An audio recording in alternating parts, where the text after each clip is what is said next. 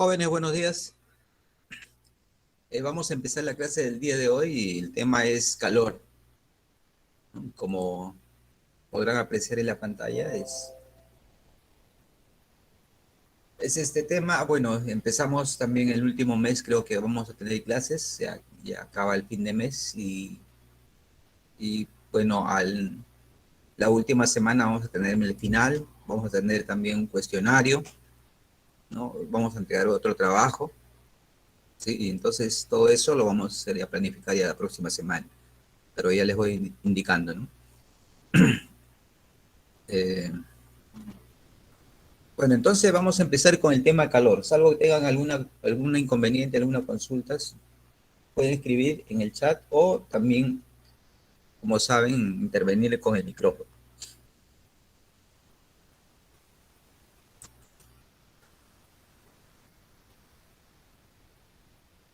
Ok. Entonces vamos con el tema de calor, aunque ustedes probablemente lo han visto en alguna ocasión, ¿no? Bueno, el calor simplemente vamos a decir qué cosa es, ¿no?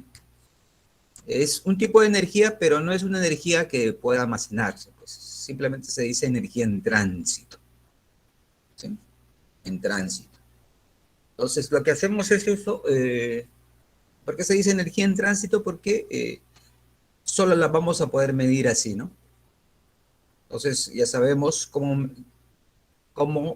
saber cuándo un cuerpo está frío o caliente. Entonces, eh, observamos a través de la medida de un termómetro, ¿sí? Y si el termómetro es en una posición es mayor que la otra, ¿sí? Su temperatura.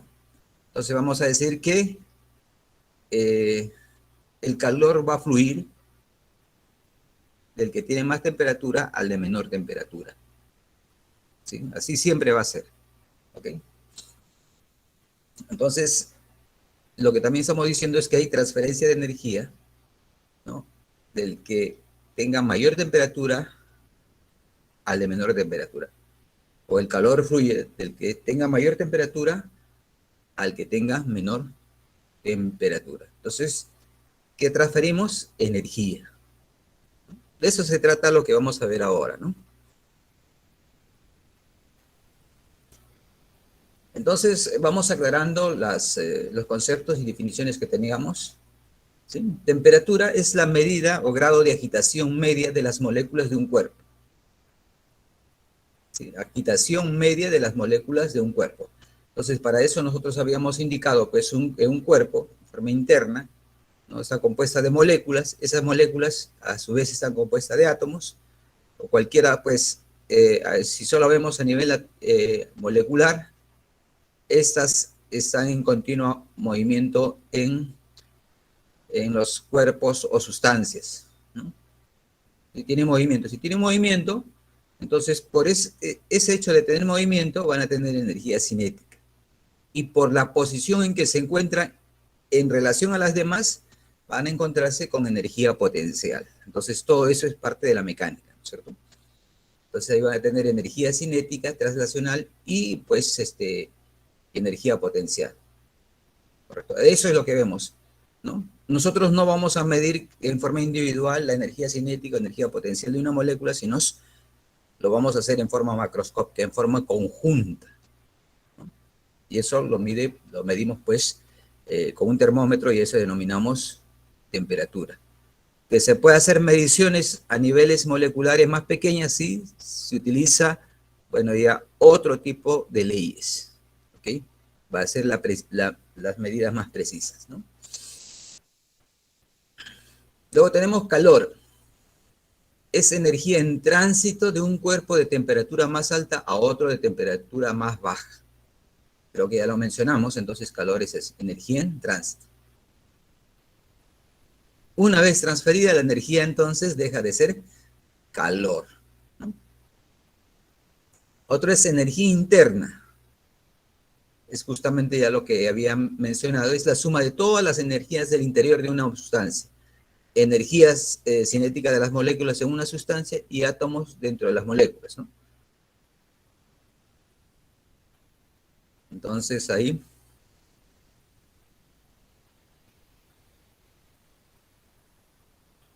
Entonces, ahí incluso indica pues que las sustancias no contienen calor, contienen energía interna.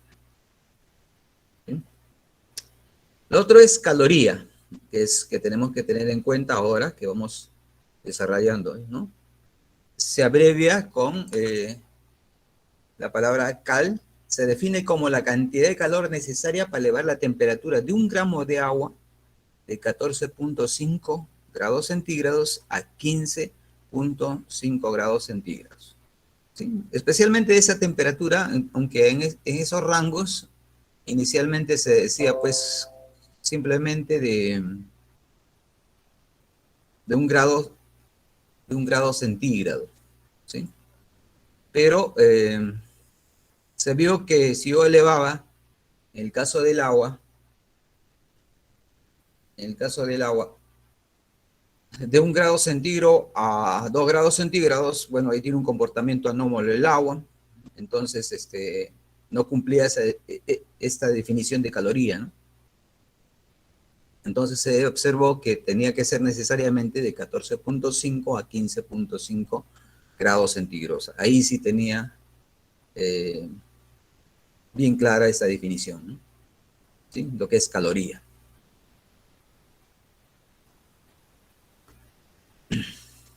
Bueno, entonces eso es lo que nosotros conocemos, pero caloría entonces es una medida de energía. Eso es lo que se conoce. Y lo que va a suceder es lo siguiente. Esa energía, ¿cómo se logró saber esto, no? Entonces, ahí pues, claro, nosotros estamos en mecánica clásica, ¿no es cierto? ¿Sí? Entonces, el equivalente mecánica del calor lo hizo James Prescott Joule, ¿no? Más o menos alrededor de 1800. Ya estaba dada esa ley, alrededor de esas fechas. ¿No? Y él lo que hizo es un experimento, ¿no?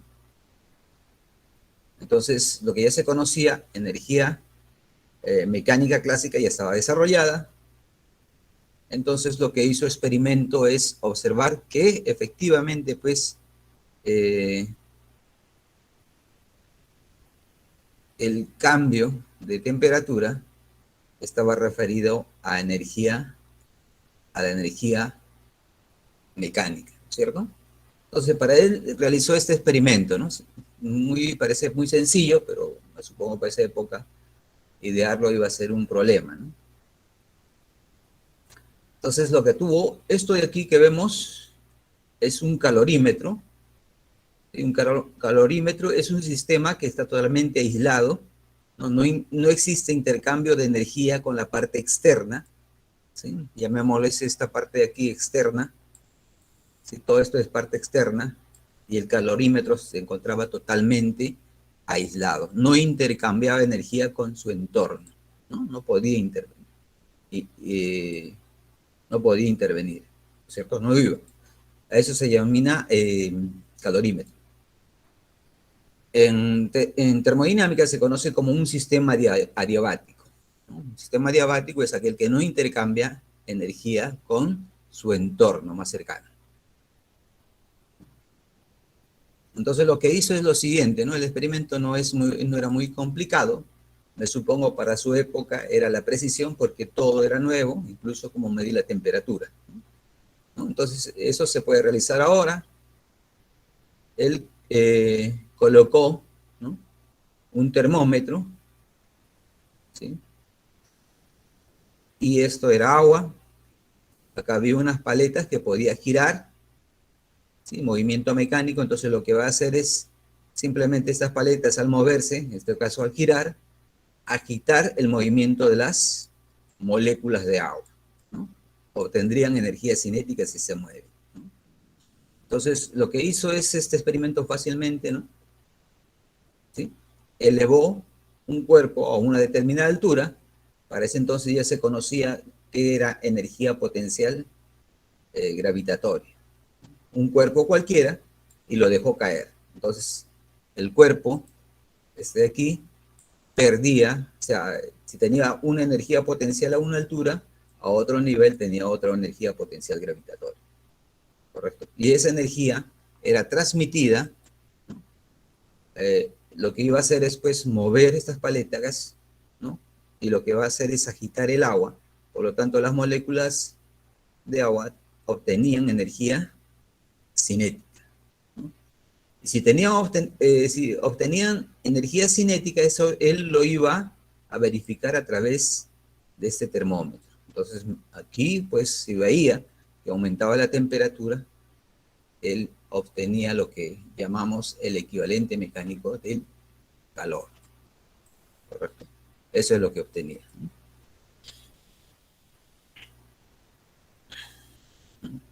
Y bueno, eso es lo que hizo, ¿no? ¿Okay? Entonces hizo todas las mediciones posibles, ¿no? De energía mecánica, que era ya conocida, vio la relación que hay en el termómetro, la masa de agua que obtenía, todo eso lo iba comprobando, ¿no? El otro caso hizo lo siguiente, ¿no?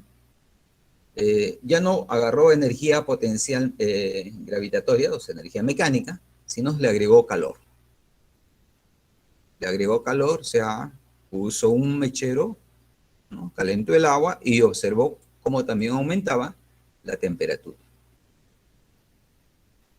Entonces, ¿qué relación había?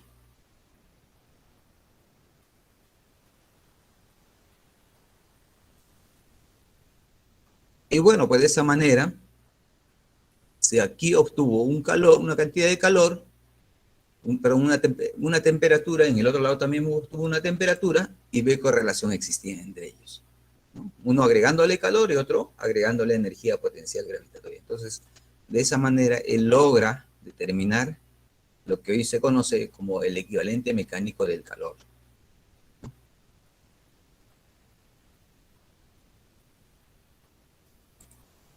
Y esos valores ustedes ya lo podemos conocer, que por decir una caloría, entonces se conocía, era 4.186 joules, ¿no? Eso es lo que ya nosotros, acordémonos que una caloría es la cantidad de calor necesaria para que un gramo de agua suba 1 grado centígrado. Entonces ya se conocía lo que era calor. Ahora sí, en energía mecánica era 4.186, ¿no? Para ser preciso, bueno, eso es lo que reportan los textos, ¿no? Con precisión. Otro solamente dice 4.18, ¿no? Y el otro lado era que un joules era igual a 0,24 calorías, ¿no? Bueno, aquí ya tenemos pues cuando es 1000 calorías, ¿no? 1 kilocaloría, y esto es 4186 joules, ¿no? Es el equivalente. Entonces, Joule sabía que una masa a una altura sobre la superficie tenía energía potencial. Bueno, ya les hemos indicado, ¿no? Dejó caer un objeto atado a una cuerda, el sistema cae girando una pelota de agua monitoreada por un termómetro muy preciso, ¿no? Es el que tenemos aquí. O sea, muy preciso. Su conclusión fue conectar la conservación de la energía potencial y cinética al calor como una tercera forma observada. Entonces ese es el experimento que hace y de esa manera nosotros obtenemos pues estas relaciones, ¿no? Que una caloría es igual a 4,186 joules. Bueno, entonces ya tenemos en las unidades que nosotros deseamos conocer, ¿no?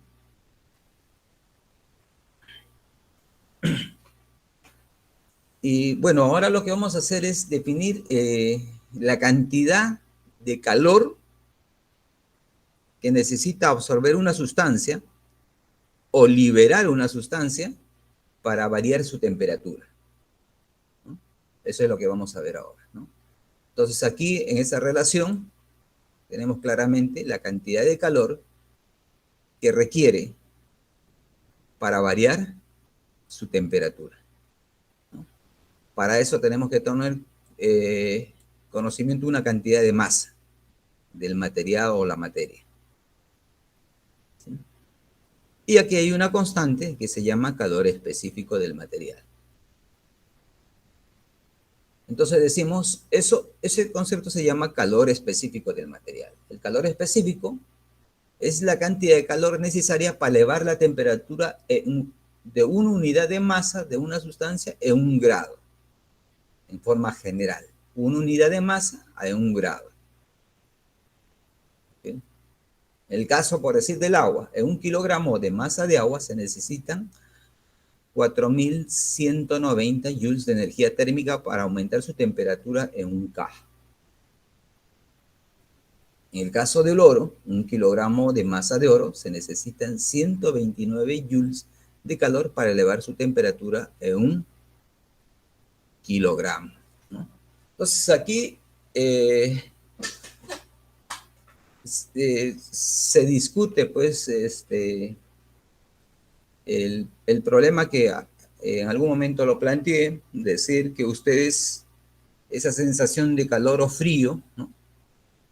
Bueno, no sé si sea este tiempo, pero ustedes por decir tocan con su mano en este instante un material cualquiera, por decir el escritorio si es de madera lo tocan y lo tocan algo que sea de metal, ¿no? Ahí van a tener pues diferentes sensaciones. Pero ojo, pues tienen que tener en cuenta que todos están a la temperatura ambiente, ¿no? O sea, aproximadamente 20 grados centígrados probablemente estamos ahora, ¿no? Entonces, todos esos cuerpos están expuestos a esa temperatura ambiental y están por mucho tiempo. Entonces, si está por mucho tiempo, quiere decir que han alcanzado su equilibrio térmico, ¿no? Eso es lo que nosotros debemos notar. Entonces, ¿cuál es ese problema? ¿No? Porque unos aparentemente tenemos la sensación de que uno es más frío o más caliente que el otro.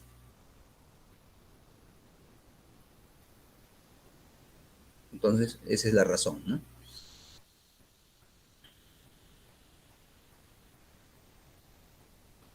Sí, ahí se nota claramente entre el agua y el oro, ¿no?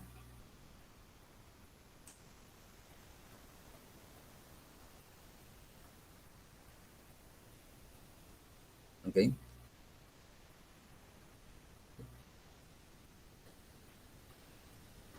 No sé si existe algún comentario sobre esto.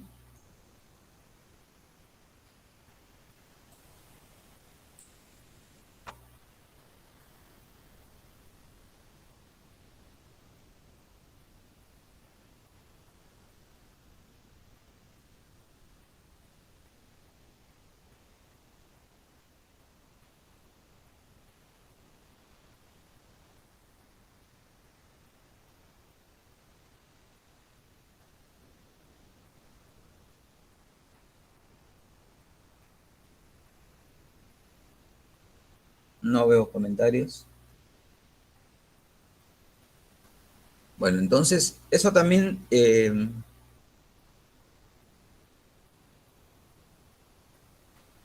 como vemos, dice, para un cambio infinitesimal de temperatura, ¿no?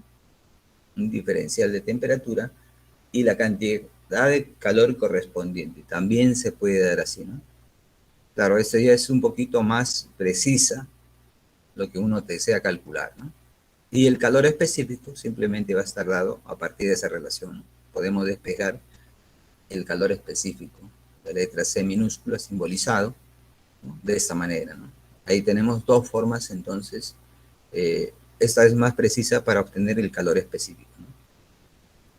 Y dos formas, pues, para cuantificar el calor requerido para variar su temperatura de una sustancia, ¿no? Ahora, ¿qué más? Este calor específico, como hemos visto, para el oro es 129, para el agua es este valor. Entonces, cada sustancia, cada cuerpo, tiene su propio calor específico. ¿Okay? Cada uno de ellos tiene su calor específico, ¿no? Bueno, en este caso, nosotros tomábamos masa, una cantidad de masa de material, ¿no? Y el calor específico ya lo sabemos, ¿no? Y siempre tenía cantidad de calor, variación de la temperatura. La masa sabemos que puede ser constante si queremos medir una sustancia, y el calor específico es propio de ese material, también es constante, ¿no? Todo esto es constante. Pero existe pues en el problema, normalmente lo usan los químicos, ¿no? Cuando de cantidades pequeñas, por decir, cuando ya hablan de el número de moléculas, número de átomos que quieren hacer una mezcla para preparar una determinada sustancia, ¿no? Entonces, llevarlos de ese cálculo pequeñísimo, que es número de moléculas, número de átomos, ¿no? Lo que se conoce en las fórmulas químicas, ¿sí? O la estequiometría química, llevarlo a expresiones macroscópicas, porque la medida del calor y temperatura son medidas macroscópicas, ¿correcto? Entonces lo que se usa es un término que se conoce como moles, ¿no? ¿Sí? Moles. ¿Sí? Entonces, cuando se hace eso, en vez de masa, se utiliza el término de moles, ¿no? Entonces, se define la capacidad calorífica molar con una C mayúscula, ¿sí? Entonces, utilizamos el número de moles. N le vamos a llamar al número de moles. Para este caso definimos, pues, entonces la capacidad calorífica molar, C mayúscula, que debe ser la masa, ¿sí? Este M es la masa molar y la masa de la sustancia ahora va a ser llamada así, el número de moles por la masa molar. O utilizamos de esa manera. Luego, la cantidad de calor necesaria para provocar un cambio de temperatura es expresado por esta ecuación. No le he subrayado en un cuadrito, ¿sí? Pero esa es esa expresión. ¿Sí? ¿Qué se diferencian? Pues utiliza pues el número de moles y la capacidad calorífica molar. ¿Sí? Miren, acá está el calor específico y M es la masa molar.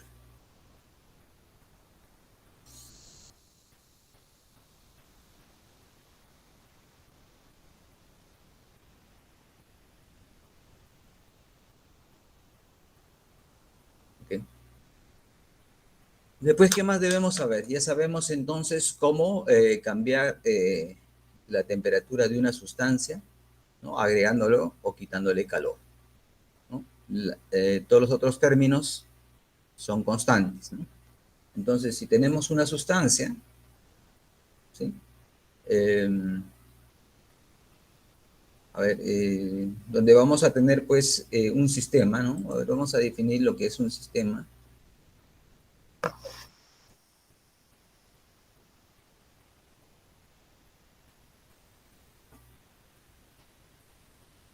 De la siguiente manera, nosotros tenemos todo esto de aquí, todo lo que está encerrado, ¿no? Aquí pueden existir pues moléculas, ¿no? Encerradas, ¿sí? Todo eso que está encerrado se llama sistema, ¿sí? Ese es el sistema. Lo que está acá fuera, ¿no? Ese es externo, externo, ¿no? Es externo. Entonces, en un sistema cerrado, no debe existir intercambio, ¿no? O debe existir intercambio, y eso depende de las condiciones de energía con el sistema externo, ¿no? Eso depende de las condiciones que uno trata de hacer en la experiencia. Un ejemplo de un sistema que no intercambia energía, que se trata de ver, es lo que nosotros guardamos agua caliente, ¿no? El termo. Ese podría ser, ¿no? ¿Sí? Ese sería un sistema cerrado, que no intercambia energía, ni incluso masa, ¿no? Que hay dos términos acá, energía y masa, ¿no? No puede intercambiar, ¿no? Entonces eso depende de las condiciones. Ahorita lo que estamos tratando, ahora lo estamos tratando es energía, ¿no? No va a intercambiar o va a intercambiar energía, ¿no? ¿Qué es lo que sucede? Entonces tenemos un sistema y eso es lo que hemos graficado aquí, ¿no? Decimos un sistema. Si el calor es mayor que cero, significa que está ingresando calor al sistema, ¿ok? O sea, si el valor de Q, aquí me sale positivo, está ingresando calor al sistema. ¿sí? Entonces la temperatura ambiente es mayor, o sea, la temperatura que está del, fuera del sistema es mayor que la temperatura del sistema. Creo que acá faltaba colocar esto, ¿no? Temperatura T es fuera del sistema, ¿no?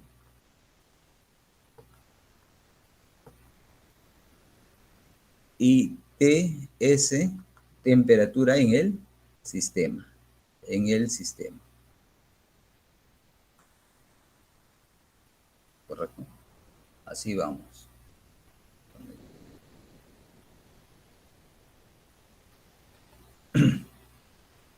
¿Sí? Entonces, si el valor de Q, cualquiera de las dos ecuaciones que ya hemos presentado, o sea, molar, ¿no? ¿Sí? O cantidad de calor, esto se llama cantidad de calor. Entonces, si es positivo, significa pues que la temperatura fuera del sistema es mayor que la del sistema, ¿no? Está ganando energía entonces el sistema. El otro el caso, si nos sale el valor negativo, va a significar que el sistema está retirando energía al medio ambiente, ¿no? Y quiere decir que la temperatura del sistema es mayor que la temperatura fuera del sistema, ¿no? Calor negativo. Y si el calor es igual a cero, significa que la temperatura dentro del sistema y el exterior tienen igual valor, ¿no? A eso se llama equilibrio térmico. ¿Correcto? Hay los tres casos que pueden existir. Si bien es cierto, todavía vamos a hacer más sobre la primera ley de la termodinámica, entonces también vamos a tener en cuenta esa parte de lo que son sistemas, ¿no? Bueno, eso es. Entonces ya sabemos, pues, cómo varía la temperatura y cómo la podemos medir a través de la cantidad de calor, ¿no? Y cuándo ese calor es positivo, cuándo es negativo o cuándo es cero, ¿no? Bueno, valores aproximados del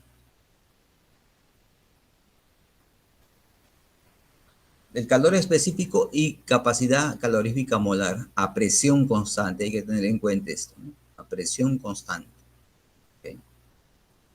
Entonces ahí tenemos pues diferentes sustancias, su calor específico y su capacidad calorífica molar. Acá también nos dan el valor de la masa molar, ¿no? Que podemos hacer conversiones. Entonces cada sustancia tiene su propio calor específico o capacidad calorífica molar, ¿no?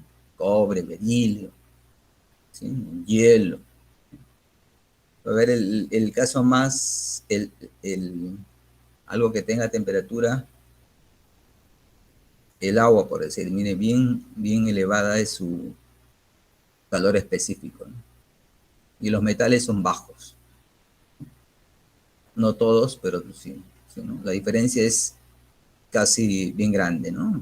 Más en este caso casi 10 veces, ¿no? 9 veces el hierro con el agua, por decirlo. Comparo esto porque nosotros estamos, temperatura corporal del ser humano está alrededor de 37 grados, ¿sí? 36, 37, ¿no? Y el hierro, pues, ¿no? Y como nosotros tenemos casi un 70% de agua, ¿no? Podemos estar cercano a esos valores, ¿no? Mientras que el hierro o el plomo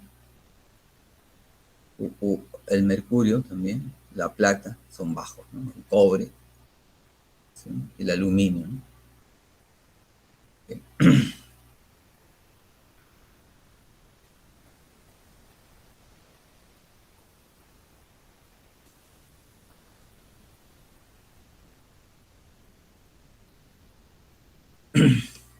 Luego he puesto esta lámina para saber los estados de la materia, dado que vamos ahora a ver el calor necesario para cambiar de fase de una sustancia, ¿no?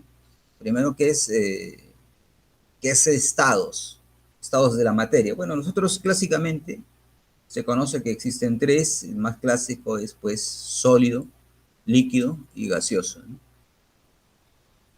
Y esos tres son los que vamos a estudiar, ¿ok? Ahora, claro, existen ya el mayor abundante, digamos, en el universo es el estado plasmático. ¿Sí? Ese estado plasmático es el que está pues compuesto de iones, ¿no? Por ejemplo, la masa del Sol, ¿no? Que significa que nosotros tenemos 8 planetas alrededor del Sol.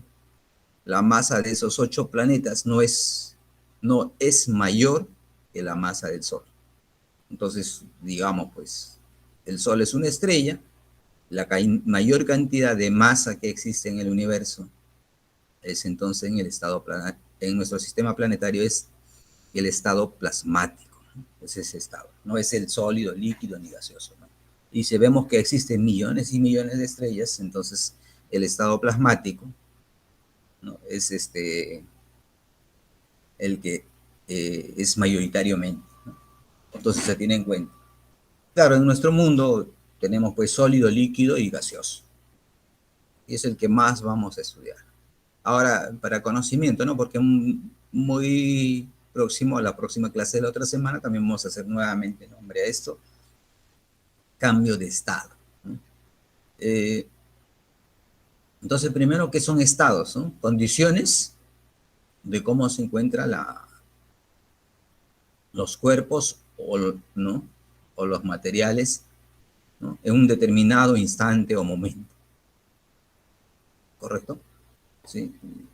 Y esos son los más conocidos, ¿no? Por ejemplo, ustedes hace 10 años estaban en un estado, pues, por edades, ¿no? Sus condiciones cambiaban, ¿correcto? Y así, ¿no? Todos tienen un estado, ¿correcto? Y eso se aplica para diferentes cosas, ¿no? Estados. Y yo quiero cambiar de estado, ¿no? Entonces, lo que nosotros conocemos, eh, bueno, pues es de sólido, líquido y gas. Incluso ahora ya se estudia bastante el plasma, el estado plasmático, ¿sí?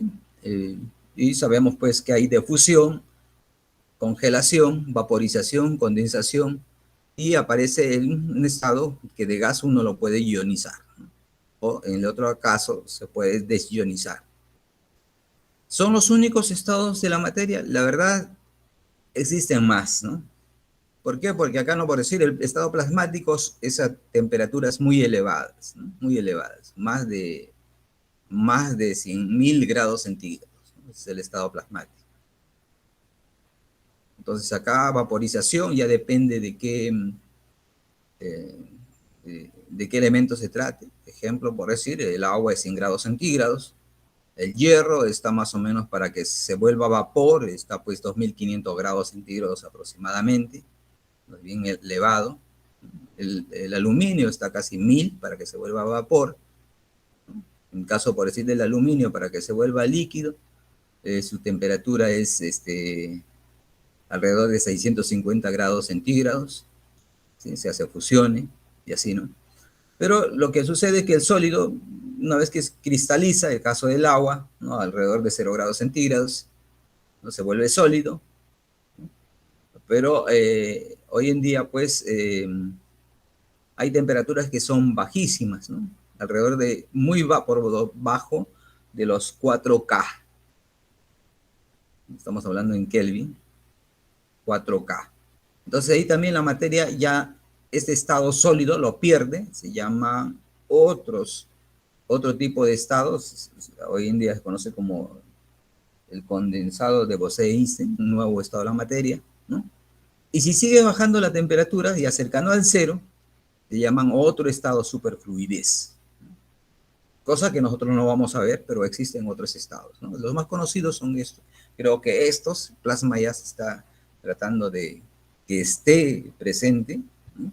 Los textos todavía aún solo hacen mención hasta solamente los 3 estados de la materia. ¿Okay? Eso es. Para aclarar eso, no sé si tengan alguna curiosidad sobre esto. A veces con las preguntas lo que se trata es eh, eh, de hacer más rico el mensaje, o uno a veces el exponer se queda con unas cosas que no, y cuando hacen las preguntas, curiosidades, saltan, ¿no? Y por si no puedo responder, bueno, le respondo a la próxima clase, ¿no? Simplemente observar también en los textos, ¿no?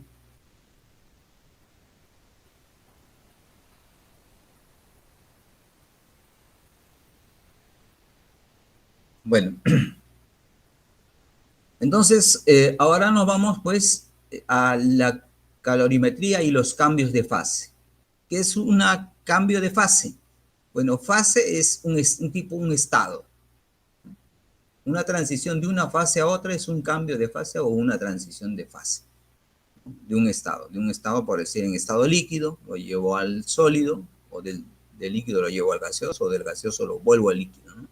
Es cambio de fase. O sea, cada fase ya está identificada, ¿no? Para un determinado compuesto que hay en la naturaleza, lo que más nosotros conocemos, ¿no?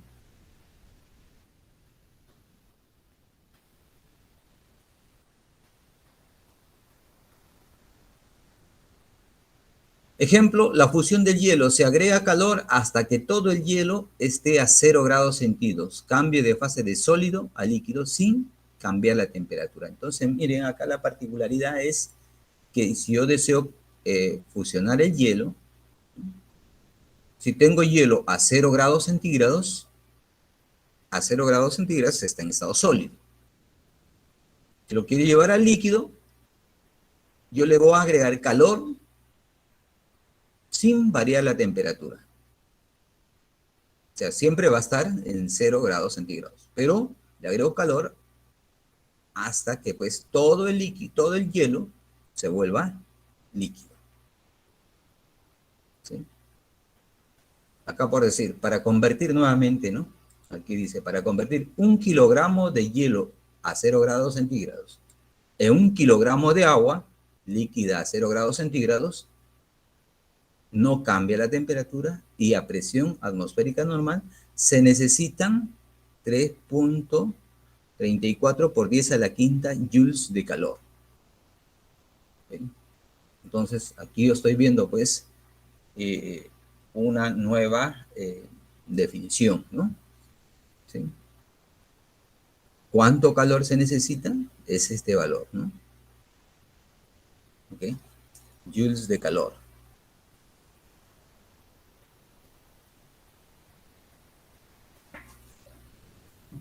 Seguimos.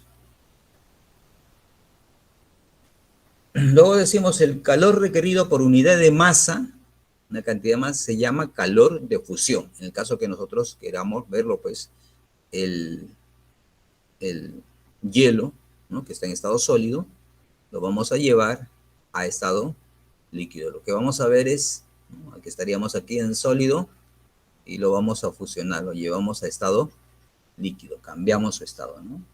Calor requerido por unidad de masa se llama calor de fusión, también más conocido como calor latente de fusión, y denotado con esta letrita, ¿sí?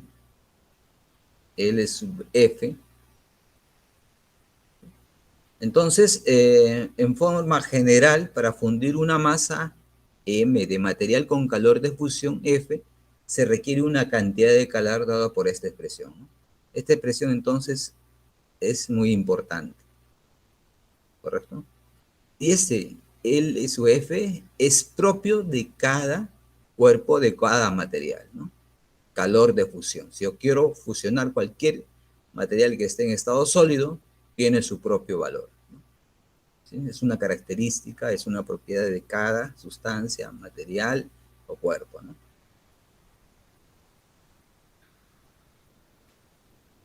Ojo que cuando yo estoy haciendo aquí, no voy a cambiar la temperatura, ¿sí? Incluso aquí, ustedes pueden observar en la definición, no aparece temperatura.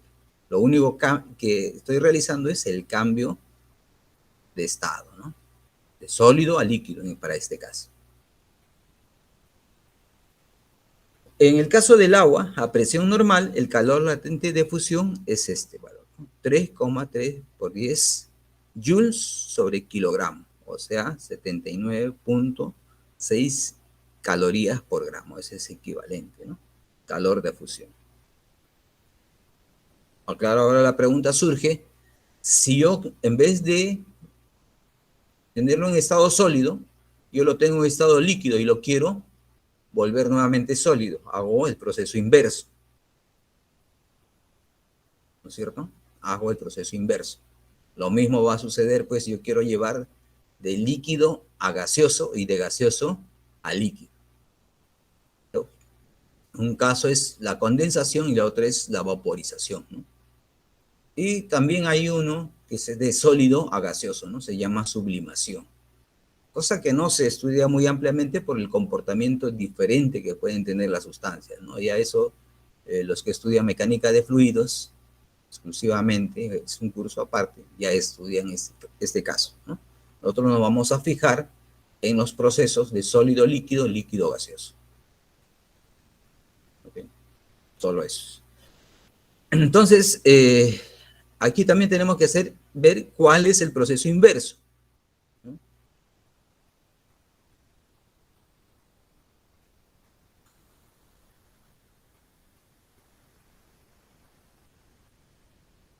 El proceso inverso o reversible de fusión es la solidificación y el de evaporación es la condensación. Y en forma general para otros tipos de cambio de fase, vamos a tener lo siguiente, ¿no? Lo mismo, ¿no? Transferencia de calor en un cambio de fase.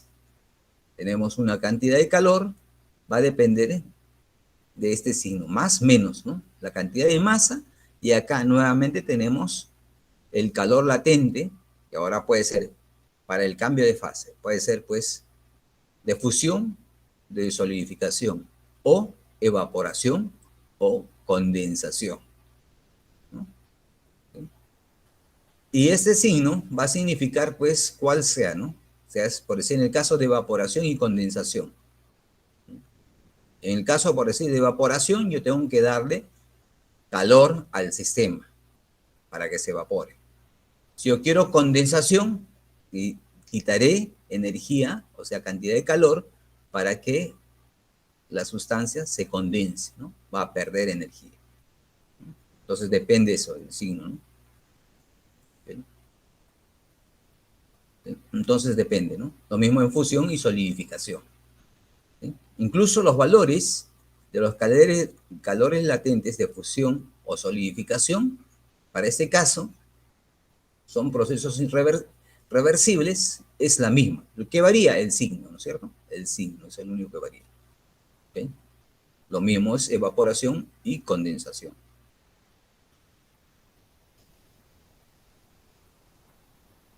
Y aquí simplemente he puesto esta laminita para recordarnos entonces cuántas formas hay de ingresar a un cuerpo, a una sustancia, ¿no? O algo material, calor, lo que es energía en tránsito. Uno es para el cambio de fase, ¿sí? Yo puedo darle pues para que cambie de fase, ¿no? Es esto. Y el otro es la cantidad de calor que le doy para que varíe su temperatura, ¿no? Aquí yo lo que estoy haciendo es, esto es para variar la temperatura. Y este calor que le doy aquí es para ¿quién? Para que exista cambio de fase. Okay, ahí está. Uno es para, entonces, para variar la temperatura y el otro es para que exista cambio de fase. ¿Sí? Cada uno tiene sus constantes. ¿Sí? ¿Quiénes son? El caso de cambio de fase, calor latente, ¿no? Puede ser de fusión, solidificación, evaporación, condensación. Y la cantidad de calor que requiere, el calor específico. Entonces, cada sustancia tiene su calor específico.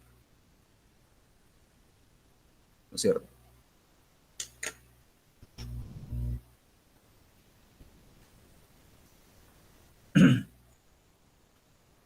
Principio de la calorimetría.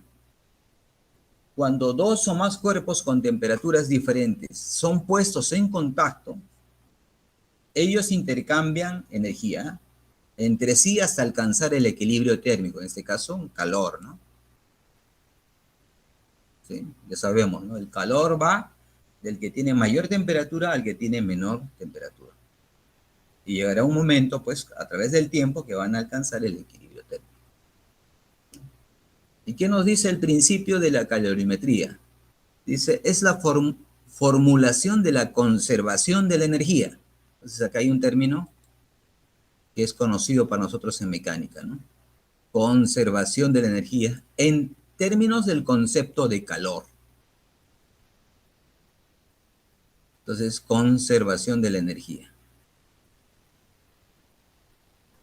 En un recinto térmicamente aislado, o adiabático también, como lo vamos a conocer más adelante, se verifica lo siguiente. En una interacción térmica de dos o más sustancias, la cantidad de calor ganado por una o varias de ellas es igual a la cantidad de calor perdido por las restantes. Entonces, siempre cuando se juntan dos sustancias, alguien o alguienes, ¿no? Creo que la palabra alguienes no es correcta, ¿no? Entonces, hay sustancias que van a ganar calor y hay sustancias que van a perder calor, ¿correcto? Ahí tenemos eso entonces, ¿no? Sustancias que van a ganar calor. Y de aquí pues, podemos decir incluso lo siguiente, ¿no? Como es la sumatoria perdón, la suma de las cantidades de calor, todas esas debe ser igual a cero, ¿no? Un sistema cerrado. No, a veces esta expresión simplemente se escribe de la siguiente manera, vamos a ponerlo con rojo.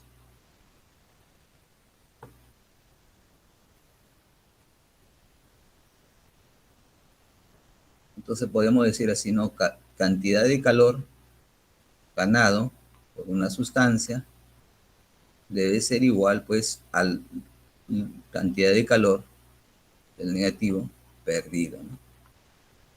por otra sustancia. O sea, alguien gana y alguien pierde, ¿no? Ahí es equivalencia. Y normalmente, como le digo, lo hacemos en sistemas cerrados, ¿no? Esto es un calorímetro, ¿correcto? Un calorímetro es un sistema aislado, entonces, donde se coloca, pues ahí, en este caso, tenemos un termómetro, es muy probable que en laboratorio ustedes lo hayan conocido, ¿no? Acá tenemos un agitador, bueno, ahí tiene su nombre, ¿no? Es un vaso aislante, o sea, no intercambia energía con el exterior, con el calor, perdón, el calor no intercambia con las partes externas, ¿no? Ahí se realizan las mezclas, ese es un termómetro, bueno, entonces todo eso es un calorímetro, ¿no? Bueno, ese es el agitador.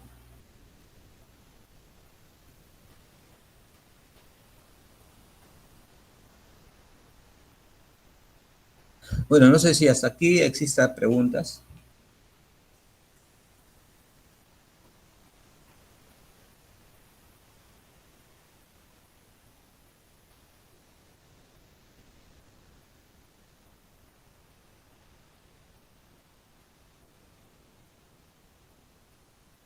No preguntas, ¿no? Bueno, entonces ya conocemos el principio de la calorimetría, ¿no? ¿Sí? Luego es también principio de conservación de energía, ¿no? Pero ¿en qué términos de quién? De calor, ¿no? Ya sabemos que calor es energía en tránsito. Es una forma de energía, pero no es como yo puedo decir, no almaceno energía potencial o el cuerpo está en movimiento, tiene energía cinética. No es así, sino es energía en tránsito.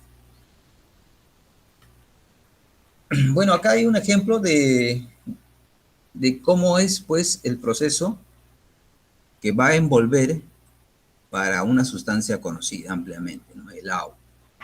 Es la gráfica de la temperatura en función del tiempo para una muestra de agua inicialmente en fase sólida. ¿Correcto? Aquí lo voy señalando. ¿Sí? Tenemos un eje que es el eje de las temperaturas, vertical, y el horizontal está en función al tiempo. ¿Okay? Miren acá está el tiempo. Entonces, inicialmente el agua nos está diciendo que está a menos 25 grados centígrados, ¿no? Entonces yo lo que tengo que darle es calor para llevarlo a la temperatura, que es un punto, ¿no?, donde inicia el proceso de eh, cambiar de estado, ¿cierto? Un punto en el agua es 0 grados centígrados, que pasa de estado sólido al estado líquido.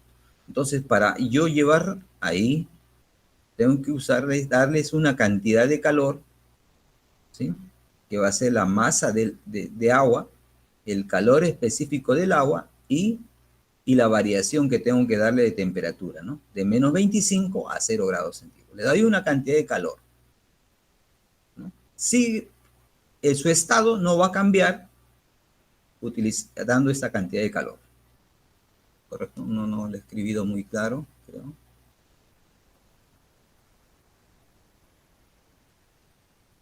Pero tengo que poner en letras, ¿no? Aquí le doy entonces una cantidad de calor. Aquí no me dice la...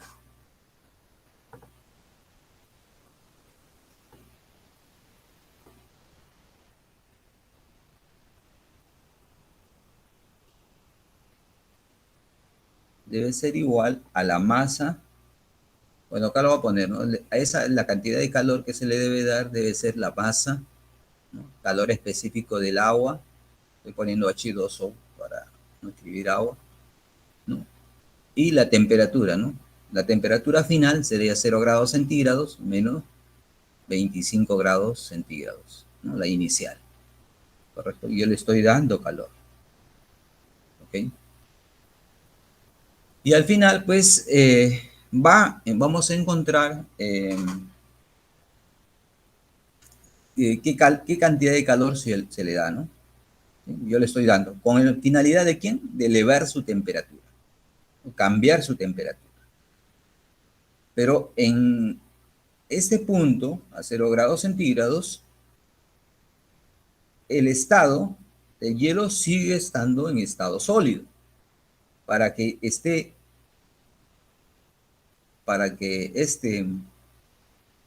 cambie de fase, tengo que darle otra cantidad de calor, ¿no? Acá el hielo se derrite, el agua líquida a 0 grados centígrados. Entonces, para que se dé este caso, se derrite el agua, yo tengo que darle otra cantidad de calor, ¿no? En este caso va a ser la masa de agua por el calor latente de fusión, ¿correcto? Calor latente de fusión. Una vez que le da ese calor latente de fusión, lo que va a suceder es va a cambiar de estado, sin variar la temperatura, sigue estando a 0 grados centígrados, ¿correcto? Pero ya pasó el tiempo, ahora sí está en estado líquido, ¿sí? De ahí nuevamente yo le doy una cantidad de calor, delta de Q, la masa, calor específico, y nuevamente cambio su temperatura de 0 a 100 grados centígrados en todo este tramo, ¿no? Llegó a otro punto, el punto de ebullición, el punto que se puede evaporar el agua, conocido, ¿no es cierto? ¿Sí? ¿Qué he hecho? Dado calor para variar la temperatura. Si yo quiero ahora esa cantidad de agua, evaporarla, ¿sí? ¿Sí? Lo que voy a hacer nuevamente es darle otra cantidad de calor para cambiar de fase, del estado líquido al estado gaseoso, o sea, vapor. Le doy calor. Nuevamente, ¿qué debo encontrar? Darle nuevamente aquí cantidad de calor, y esa vez es la masa por el calor latente de vaporización, ¿correcto? Y así. Si quiero incluso ese vapor calentarlo, también puedo hacerlo, ¿no?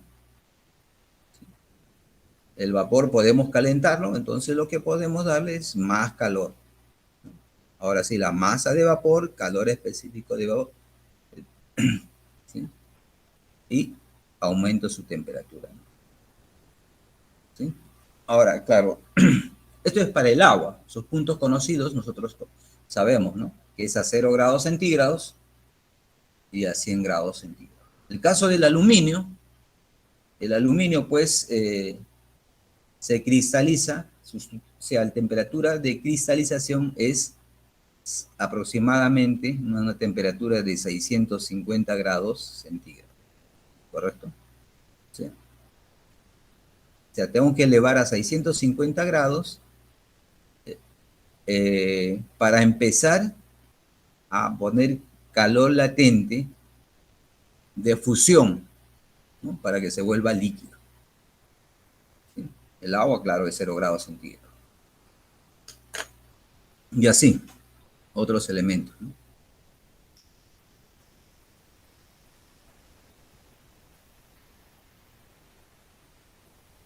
Bueno, acá para indicarles simplemente pues que el calor latente de fusión de diferentes sustancias, cada una tiene su propio valor, ¿no? Ejemplo, por decir el plomo, tiene este valor 24.5, el oro tiene este valor, y así cada sustancia tiene su propio valor, ¿no? Bueno, ahí están las temperaturas de ebullición y el calor de vaporización, ¿correcto? ¿Cómo se vuelve vapor, ¿no? A ver, el agua es, temperatura de fusión es 273, en grados centígrados es 0, el calor de fusión tiene este valor, temperatura de ebullición en grados centígrados es 100, nosotros conocemos, en Kelvin es este valor, y de vaporización, el calor latente de vaporización tiene este valor, las unidades están en joules sobre kilogramos, ¿no? En el Sistema Internacional de Unidades. ¿Sí? A ver, el caso, por decir, del que es más difícil, ¿no? Fusionarlo. A ver, ¿cuál sería el más difícil? Su temperatura de fusión más elevado. Bueno, aquí en la lista no aparece el wolframio, ¿no? Que es el más elevado.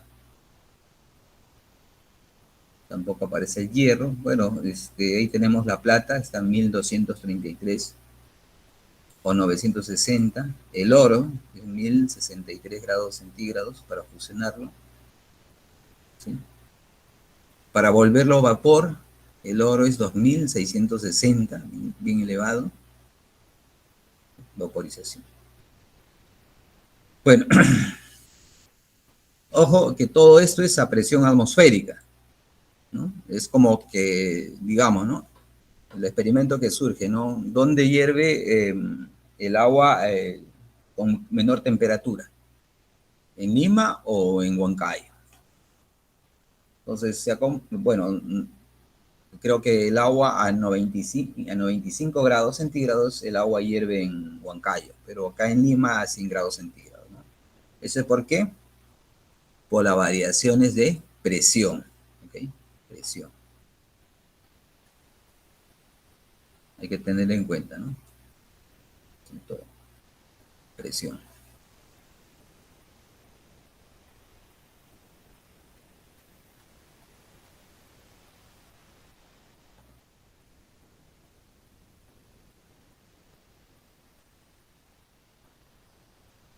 Ahí vienen algunos ejemplos. El primero, a ver si alguien lo expone, ¿sí? El ejemplo número 1. Entonces, todo lo que hemos hecho simplemente pues es cantidad de calor o calor, o sea, la cantidad de calor para variar su temperatura o la cantidad de calor para cambiar de estado, ¿no? Es todo lo que hemos estudiado hasta ahora. Si tienen preguntas pueden hacerlo. Y de ahí ya vamos a hacer algunos ejemplos nada más. No veo ni una reacción.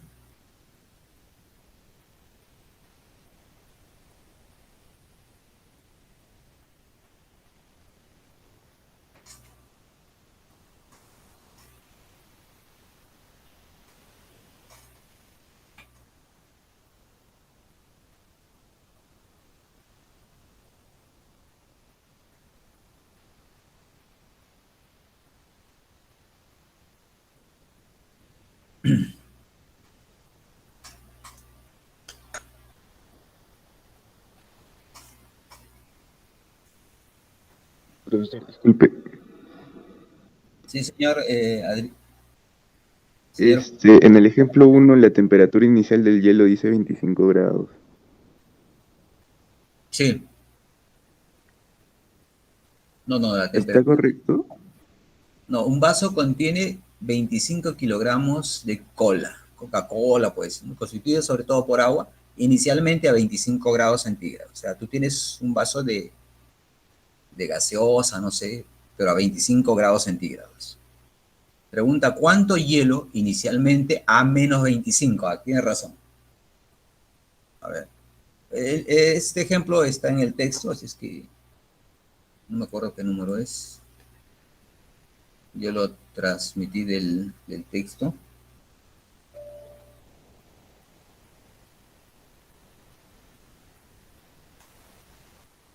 Ahora vamos a revisar.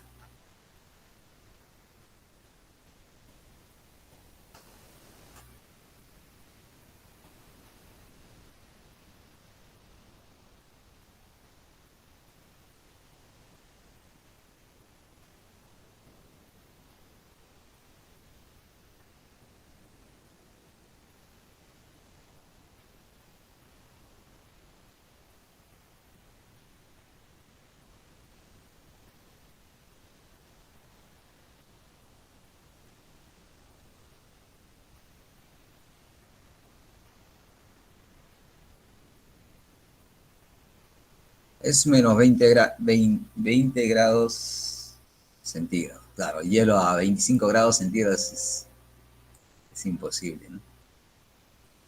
Es menos 20, ¿no? Ahora sí.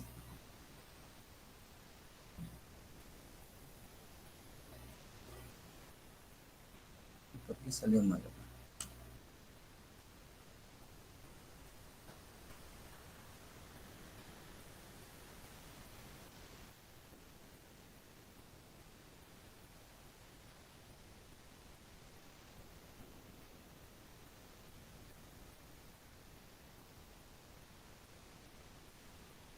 Ahora sí está correcto.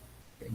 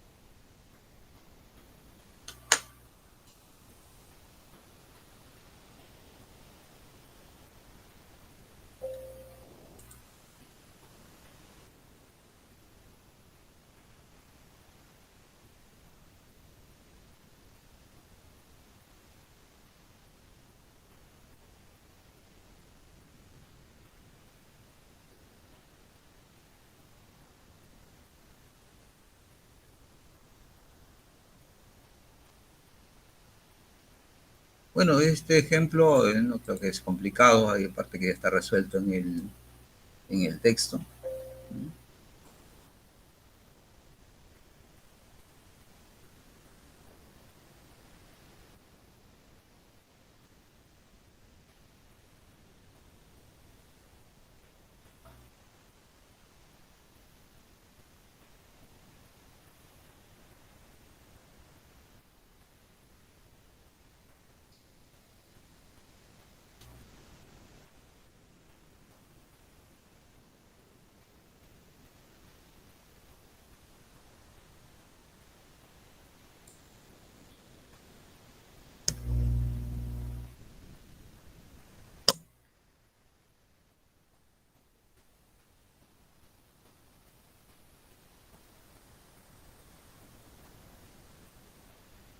Bueno, aquí simplemente tenemos que ver qué cosa, quién gana y quién pierde, ¿no es cierto? Quién gana calor? La cola, ¿no es cierto? ¿Quién pierde? El hielo. Llegará un momento que va a ser un equilibrio térmico, ¿cierto? Entonces se va a cumplir el principio de calorimetría o principio de conservación de energía, ¿no? A las finales vamos a tener esta relación. Si sale. Entonces decimos cantidad de calor de alguien que gana más cantidad de calor que alguien que pierde, y eso debe ser igual a cero. Eh, el problema es que el hielo lo tenemos a menos 20 grados centígrados. Entonces, al hielo debe perder calor o debe ganar calor, como variar su temperatura de menos 20 grados centígrados a 0 grados centígrados, pero sigue estando en estado sólido.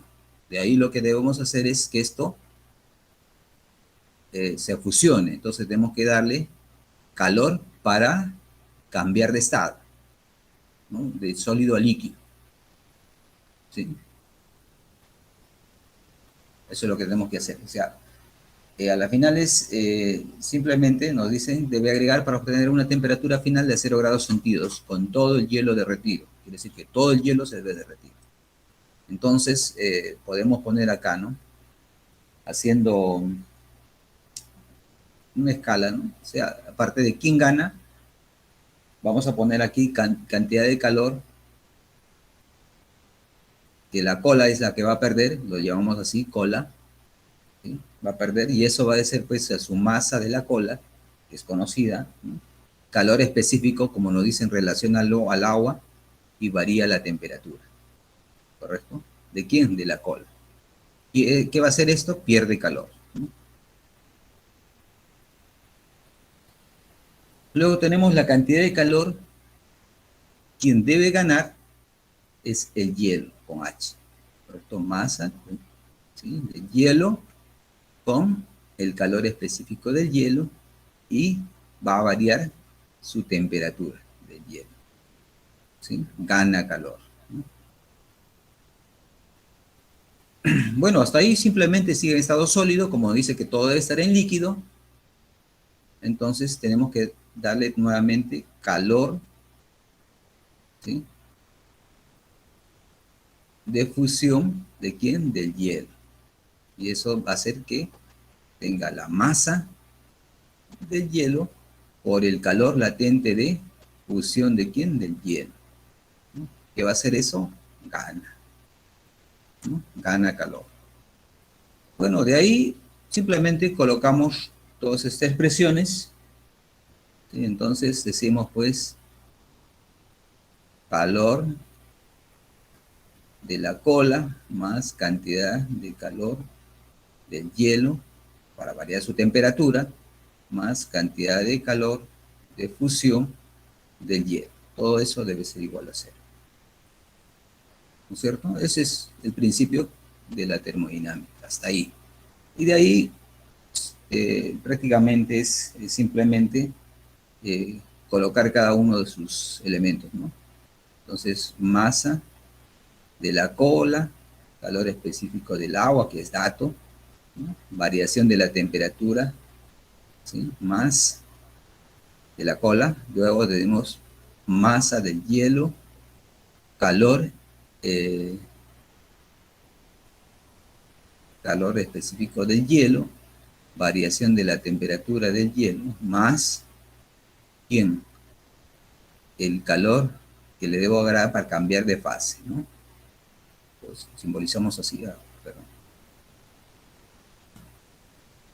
Entonces, masa del hielo para el calor de fusión del hielo. ¿Y eso cuánto debe ser? Cero. ¿Correcto? Cero. ¿Ok? Entonces, ¿cuánto de hielo? Prácticamente me están diciendo masa del hielo. ¿Cuánto necesito? Bueno, de aquí fácilmente se puede despejar masa del hielo. Y eso debe ser igual masa de la cola, ¿sí? Calor específico del agua, y acá por su variación de temperatura, ¿no? Aquí sí podemos especificar incluso que la temperatura final sea de 0 grados centígrados, ¿no? Si nos colocamos todos en símbolos nada más, ya sabemos nosotros. Este caso sería con el signo negativo, ¿dónde está? Acá. Variación de la temperatura de la cola. Y en la parte inferior simplemente calor específico del hielo por su variación de temperatura del hielo más el calor latente de fusión del hielo. Y esa sería la respuesta, ¿no? Claro, ahí ya ustedes pueden ver el cálculo, ¿sí? Aquí, ojo que en esta parte va a salir pues temperatura 0 grados menos la temperatura final, ¿no? Que dice que debe ser 0 grados, ¿no? Perdón. La inicial es, la final es 0 grados, la inicial de la cola es 25, entonces sale con esta sale positivo, ¿no? Y sale la masa positiva. Esa es la primera solución.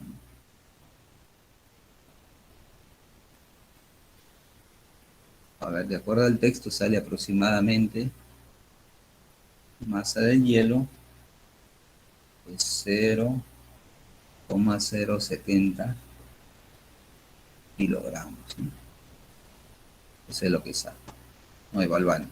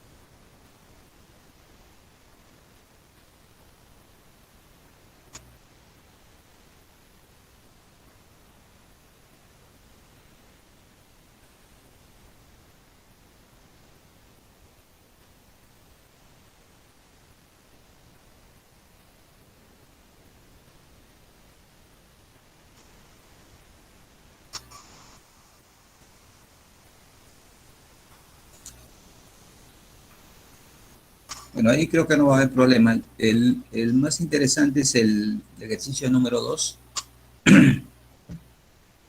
A ver, intenten resolverlo.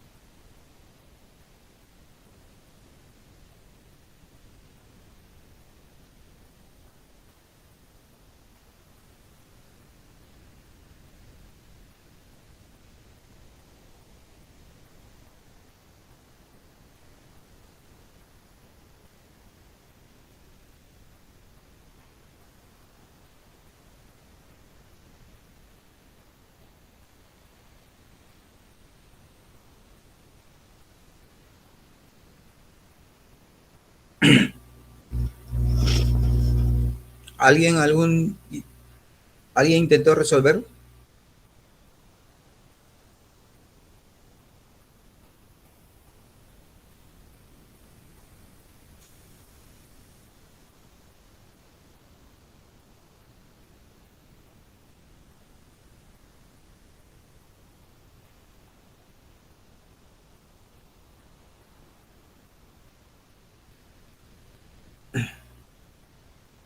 Bueno, entonces dice, usted enfría un trozo de hierro de 100 gramos al rojo vivo, temperatura 745 grados centígrados, dejándolo caer en una taza aislada con masa insignificante,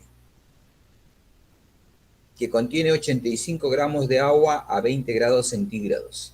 Suponiendo que no hay intercambio de calor con los alrededores, pregunta, ¿cuál será la temperatura final del agua? Pues ese es caso práctico, ¿no? Eh, Normalmente, pues eso le conocen como la técnica, se llama templar los objetos de hierro, y lo que hacen es al rojo vivo, a veces el objetivo es darle dureza por ese cambio brusco de temperatura y llevarlo a un líquido como es el agua, ¿no? ¿Sí? Bueno, como dice que es hierro al rojo vivo, tenemos que considerar primero que la temperatura del hierro está pues de fusión, o sea, cuando se va a volver líquido está en estado sólido, es alrededor de 1200 grados centígrados, ¿no? Entonces, ahí lo que podemos hacer es observar en la tabla, ¿sí?, cuál es la temperatura de fusión del hierro. Que acá parece que no aparece, ¿no? Temperatura de fusión, no aparece hierro. Bueno, es más o menos cercano al de la plata. Bueno, el del cobre es más cercano, ¿no? Pero yo sé que es 1200, alrededor de 1200, un poquito más de 1200 es, grados centígrados, ¿no? La temperatura en que el hierro empieza a fusionarse. Eso quiere decir, significa entonces que el hierro, como está a 745, está en estado sólido, ¿no? Listo, eso es. Entonces ahora lo colocamos en un recipiente que tiene agua, una taza, dice, ¿no? Que no vamos a considerar de qué está hecho la taza, simplemente el líquido, que es 85 gramos de agua y está a temperatura ambiente 20 grados centígrados. Y todo eso va a ocurrir en un sistema aislado, dice, suponiendo que no hay intercambio de calor con los alrededores. ¿Correcto? Nos preguntan cuál será la temperatura final del agua.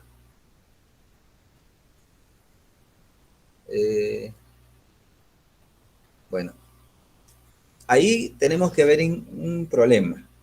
Que el agua, pues, si alcanza temperaturas cercanas, o sea, a 100 grados centígrados, es probablemente que se mantenga en ese estado líquido. Sí, porque su temperatura de ebullición es 100 grados centígrados.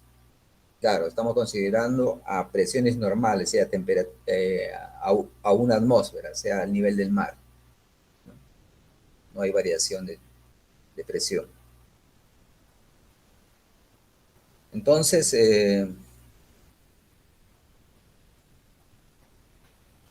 ¿qué va a suceder?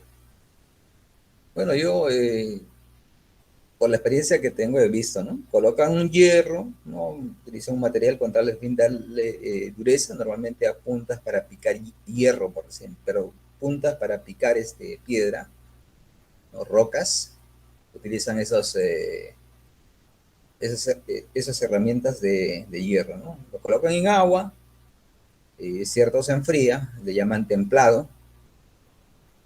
Eh, Normalmente pues se nota que hay parte de agua que se va a calentar, pero parte de agua que se vuelve vapor, ¿no? Un porcentaje pequeño, claro, eso depende de la masa. Pero acá hay una cantidad pequeña de agua, ¿no? 85 gramos, ¿no? 85 gramos pues eh, es bastante pequeño, ¿no? Eso es lo primero que tenemos que observar, que es pequeño. Entonces,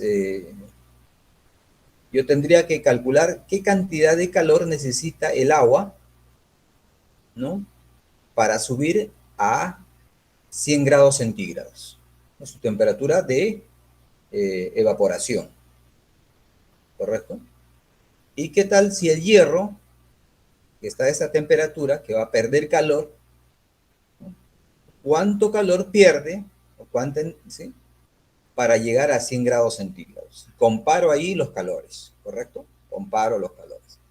Si coinciden, simplemente el agua terminó a 100 grados centígrados, ¿no? ¿Sí? Entonces calculamos nosotros esos factores. Entonces voy a decir yo, pues primero, la parte A, resolviendo, digo cantidad de calor que necesita el agua para alcanzar 100 grados centígrados, ¿correcto? Eso debe ser cantidad de calor que necesita el agua para alcanzar 100 grados. Entonces acá masa del agua, calor específico del agua, y la variación de temperatura va a ser temperatura inicial menos temperatura final. Temperatura final, ¿cuánto es? 100 grados centígrados menos la temperatura actual, 20 grados centígrados. ¿Correcto? Sí. Hacemos las evaluaciones respectivas, ¿no? A ver, el calor, la masa del agua es en gramos, lo llevamos al sistema internacional, es 0,085 kilogramos. ¿Listo? Calor específico del agua es 41,90 joules sobre kilogramo por grado centígrado, ¿sí? Y la temperatura, como ustedes pueden ver, es 80, ¿correcto? Grados centígrados. Haciendo todas las evaluaciones necesarias, debe salir 2,85 por 10 a la cuarta joules, ¿correcto? Es 4 joules. Para llegar entonces a 100 grados centígrados, el agua utiliza esta cantidad de calor, ¿correcto? Quiere decir que gana calor, ¿no es cierto? Bien, esa es la que necesitaría, la cantidad de calor para llegar a 100 grados centígrados. Bien, ahora yo quiero todo ese hierro llevarlo a esa temperatura 100 grados centígrados. Entonces, cantidad de calor del hierro debe ser igual a la masa del hierro, sin calor específico del hierro, por la temperatura inicial, ¿cuánto era? 745 menos 100 grados, estamos al revés. Temperatura, es al revés, ¿no? Temperatura final debe ser menos, este es finales 100 grados, temperatura inicial 745, también grados centígrados, reemplazamos todos sus datos, ¿no? En kilogramos, 100 gramos es 0,1 kilogramo, ¿sí? Calor específico del hierro es 470 joule kilogramo por grado centígrado, ¿correcto? ¿Cuánto es la variación de la temperatura? Menos 645, ¿no? Grados centígrados. Listo. Y evaluando, pues vamos a obtener un valor que es menos 3,03 por 10 a la cuarta joules, ¿correcto? A esto le llamamos ecuación 1, resultado 1, a esto le llamamos resultado 2, y vemos, pues si todo el calor que pierde el hierro, negativo, pierde el hierro, lo ganara el agua, deberían ser equivalentes, pero como no son equivalentes, algo ha sucedido, ¿no es cierto? Algo ha sucedido. Entonces, de 1 y 2, de 1 y 2, ¿qué se observa? Que calor del agua, H2O, ganado, es diferente al calor Q de quién? Del hierro perdido. Sí, porque ahí se nota, ¿no? La suma de ellos debe ser igual a 0. ¿Correcto? Sí, debería ser 0. Pero ¿qué sucede? Entonces, ¿qué podría estar sucediendo? ¿No? Incluso podemos calcular ahí, ¿no? Bueno, que parte del agua, para que equivalga al mismo valor del calor perdido por el hierro, lo debe haberse evaporado. Entonces, el calor que está aquí, algo de agua se debe haber evaporado. Esa es la primera tesis que partimos, ¿no? Suponemos que eso debe existir, ¿no? Entonces, decimos lo siguiente: debe existir evaporación de agua. ¿Sí?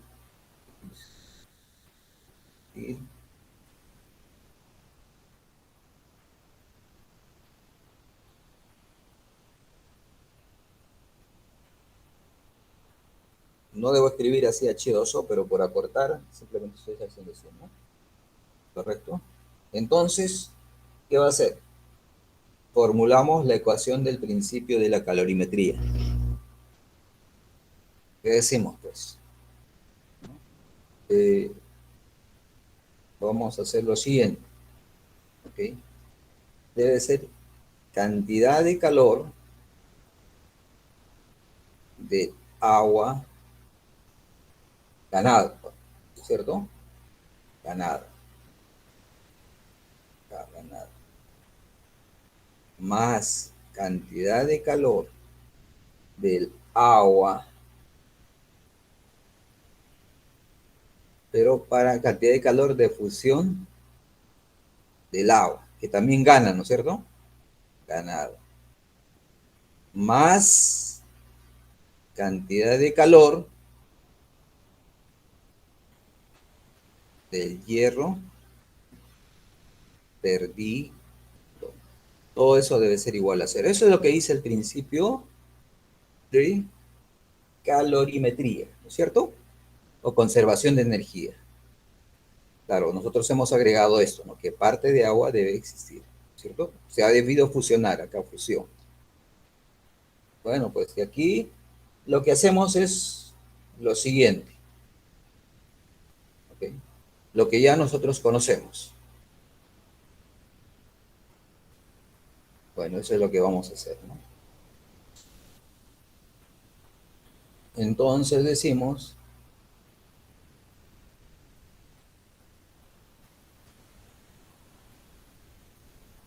a ver, entonces podemos decir, como debe existir algo de evaporación de agua, debe ser aquí. No, acá no es fusión, por si acaso, acá hay un error. Este es evaporación, no por la letra nada más. Este es evaporación, ¿ok? Evaporación. ¿Ok? Entonces, aquí. Entonces, aquí podemos decir lo siguiente, ¿no? A ver.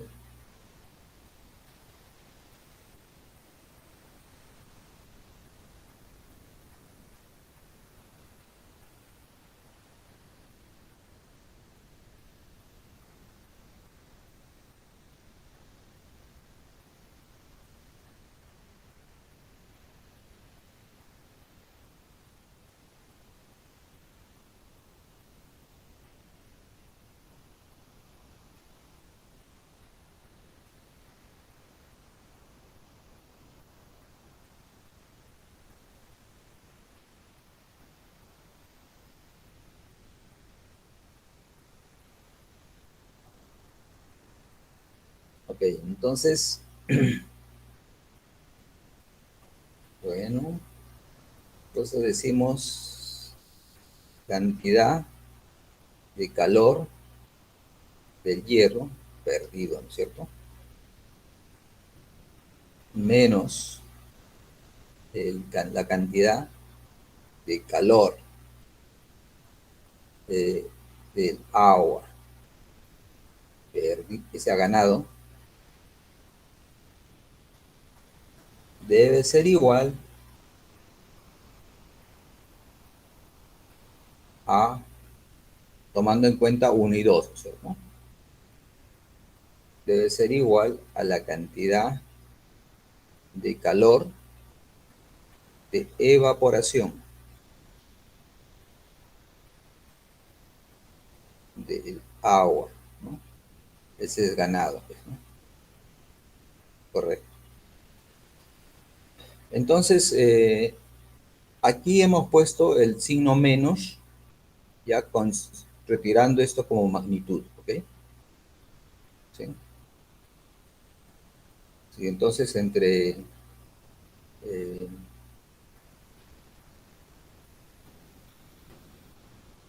sí, lo único que debe existir de esa manera, ¿no? A ver cómo podríamos hacer para que salga positivo. H del agua ganado, ahí está.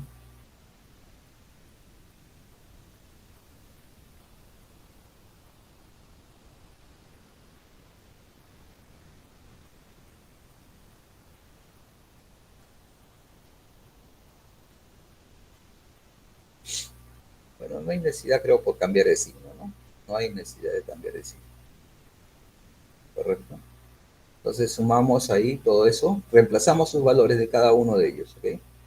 A ver, calor perdido, ¿cuánto es?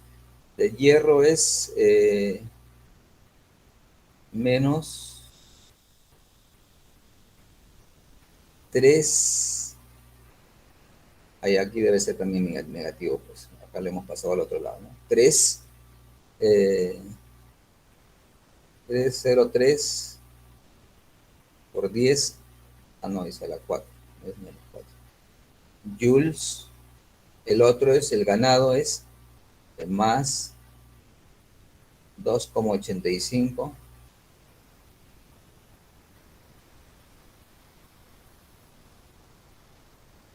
por 10 a la 4 joules, ¿no?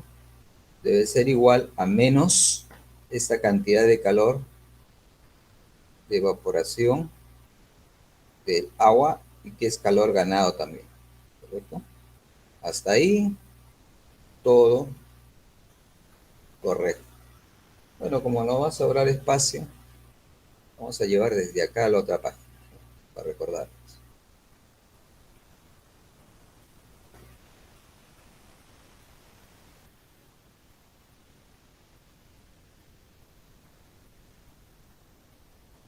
¿Listo? Ahí tenemos.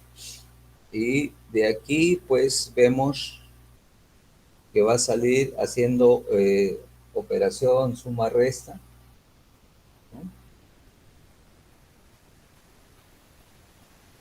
Que va a salir menos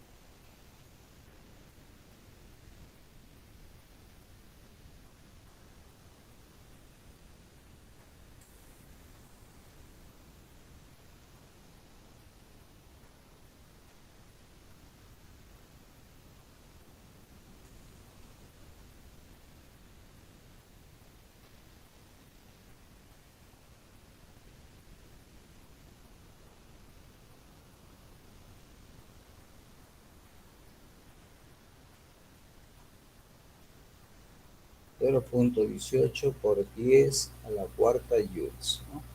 Y acá es menos cantidad de calor de evaporación, este es del agua, vamos a poner como subíndice, es ganado, ¿no es cierto? Ganado, correcto.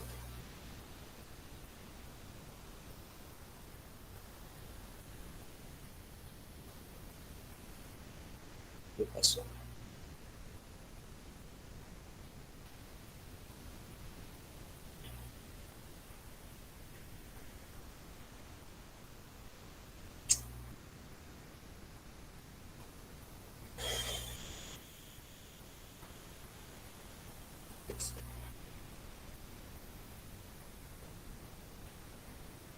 Entonces, es 0.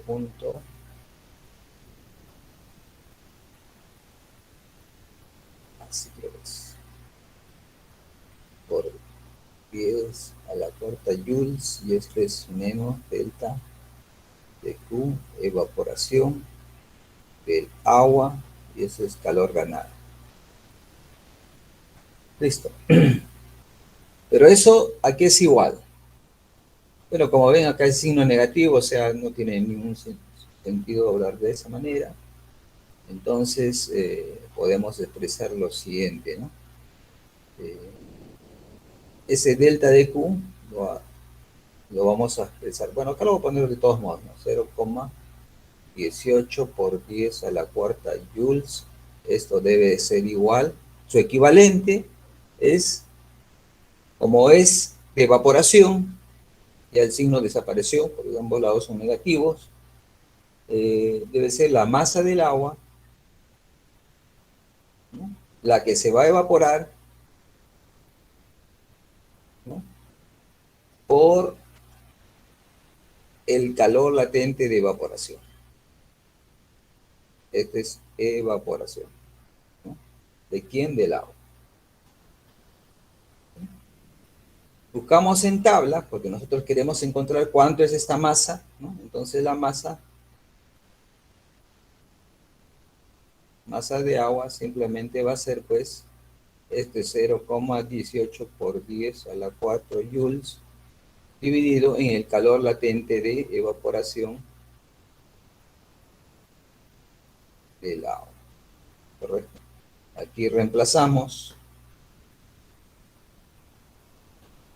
y a ver, esto va a ser o sea, 0,18 por 10 a la 4 joules, y el calor latente de fusión debe ser 2,256 por 10 al cubo joule sobre kilogramo, ¿correcto? Joule con joule, al final le sale masa, y aproximadamente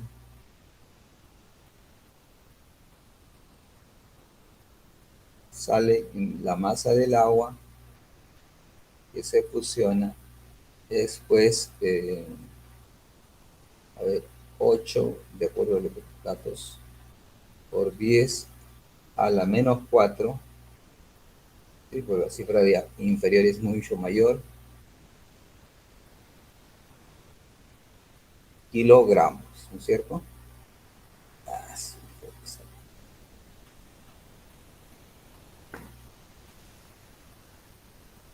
kilogramos.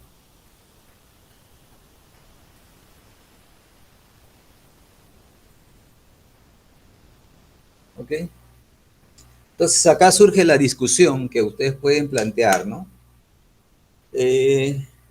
Ahí se cumple ya el principio de conservación de energía o el principio de la calorimetría, ¿no es cierto? Conservación, ¿sí? Entonces podemos decir, pues, ¿qué cantidad de masa me queda? De agua es esa cantidad, 8,01 por 10 a la menos 4 kilogramos, ¿no? ¿Y cuál es la temperatura, ¿no?, final? ¿No? Porque el ejercicio exigía e indicaba cuál era la temperatura, ¿no? ¿Cuál será la temperatura final del agua? ¿No? De ahí podemos decir que están en 100 grados centígrados, ¿no? Porque ya se cumple el principio de conservación de energía, ¿cierto? ¿Sí? Eso sería la respuesta, ¿no? Temperatura 100 grados centígrados. La temperatura final sería 100 grados centígrados. Claro, ahora surge la discusión. ¿Qué pasa? Pues, ¿no? Entonces podría decir, si yo quisiera, ¿no?, que se evapore todo el agua, ¿cuál debería ser la temperatura final? ¿O esa es la única temperatura que debe ser 100 grados centígrados? ¿No? Porque no calculé y dije, pues, que el agua alcance, por decir, 90 grados centígrados. ¿Y qué cantidad de calor va a perder el hierro para llegar a 90 grados centígrados? ¿No?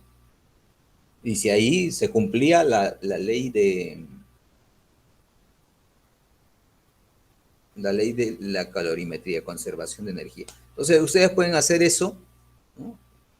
Ya no es 100. Entonces, tendrían que hacer, ¿qué cosa? Ver si efectivamente es equivalente, pues, ¿no? Porque si dicen que es a 90, todo el agua, significa que el agua, todo debe estar en líquido, nada debe haberse evaporado, si se cumple, ¿no? ¿Por qué no 50 grados? Que no, que Solamente el agua aumenta de 20 grados hasta 50. ¿No?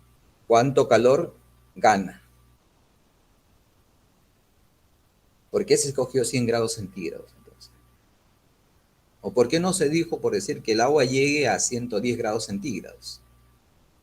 Si esa cantidad de calor necesario para llegar a 110 grados es equivalente al calor que pierde el hierro, ¿no? De 745 llegado a 110 grados centígrados. Entonces, ese cálculo lo vamos a dejar para discutir el próximo miércoles. A ver, hagan todos ustedes eh, eh, sus conjeturas. Además, ¿qué cosa? Hay un ejercicio, antes que me olvide, muy similar en el 105 creo que es. A ver, vamos a ver.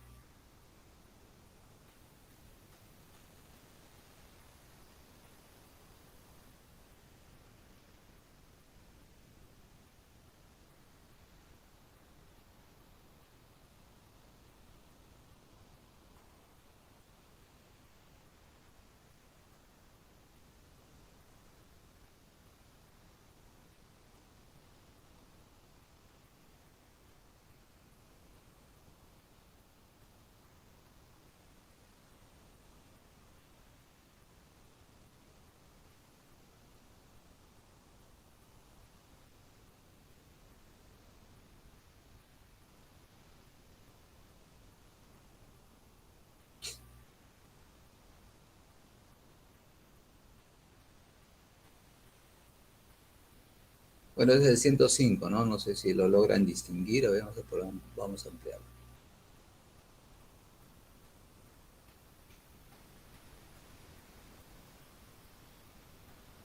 Dice, un trabajador vierte 1.250 kilogramos de plomo fundido a una temperatura de 327.3 grados centígrados en medio kilogramo de agua a una temperatura de 75 grados centígrados. En un recipiente aislado de masa despreciable.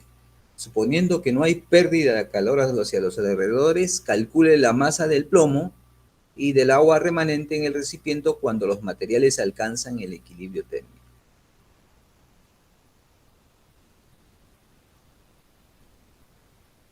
¿Ok? Entonces dejamos ese ejercicio, 105, a ver si alguien lo resuelve, para el día miércoles. ¿Ok?